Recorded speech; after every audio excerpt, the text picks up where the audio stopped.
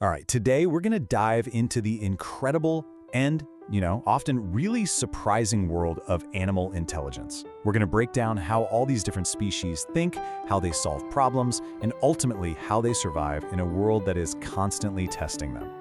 So, let's just kick things off with a big question. Is a crow that can actually make a tool smarter than a whale that sings a complex song? This really gets right to the heart of what we're talking about today. See, smart isn't some single ladder that everyone's trying to climb. It's more like a toolkit, And different animals have evolved completely different tools for vastly different challenges. So let's open up that toolkit and see what's inside. First up, we're going to look at the individual cognitive skills, the stuff that's the essential gear for survival. We're talking about the specific abilities that evolved because they gave one animal a serious edge over another. And the very first tool is just pure problem solving. This isn't just instinct we're saying. It's about looking at a challenge and actually figuring out a new solution on the fly. You see it when crows literally shape sticks to get at grubs, or when chimps pick out the perfect branch to go fishing for termites. And then you have octopuses building these mobile fortresses out of shells they find. This is real foresight and adaptability in action.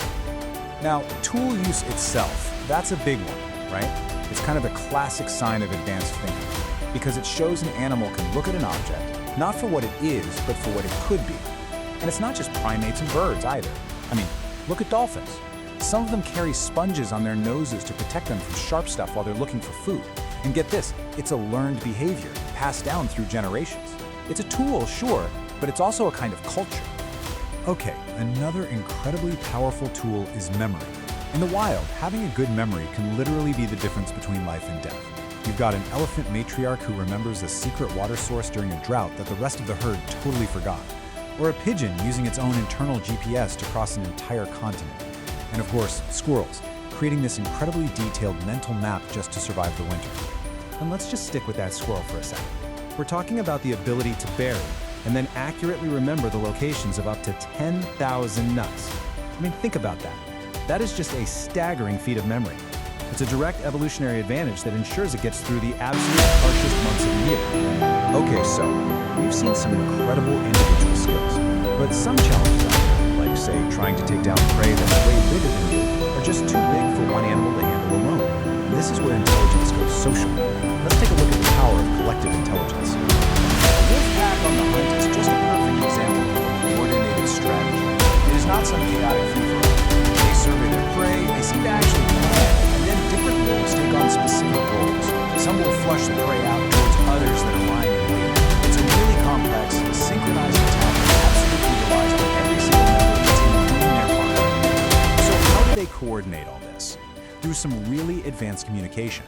Dolphins use these unique signature whistles. They're basically names to keep track of each other in the huge open ocean.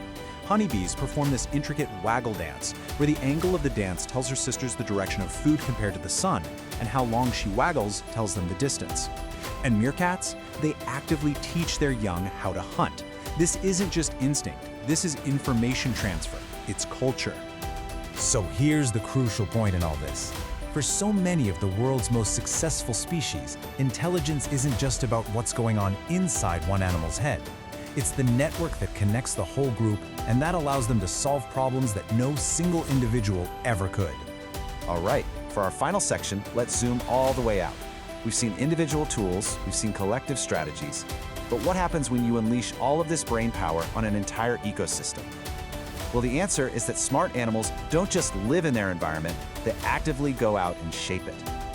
And some of these cognitive feats are just truly extraordinary. I mean, we see elephants showing behaviors that we would associate with empathy, even mourning. We have crows that can solve multi-step puzzles, planning several moves ahead of time. And like we said, dolphins passing down a tradition of tool use. These aren't just little quirks. Intelligence is a seriously powerful force all across the animal kingdom. So it's really essential to understand this fundamental shift in thinking.